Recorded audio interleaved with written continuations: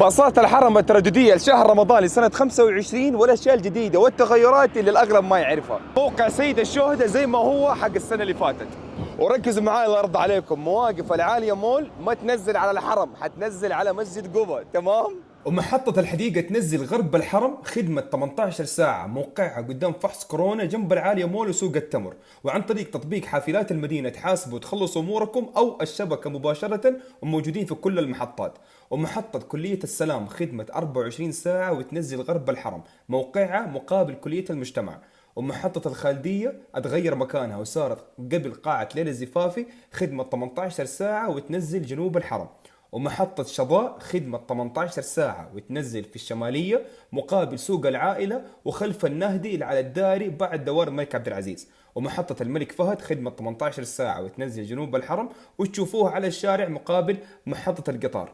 ومحطة الأستاذ الرياضي خدمة 18 ساعة وتنزل غرب الحرم، موقعها جنب الأستاذ الرياضي بالضبط، أبدا ما تضيع. أنشروا الفايدة وكل سنة وانتم طيبين يا رب، وإن شاء الله كان شرح بسيط عليكم.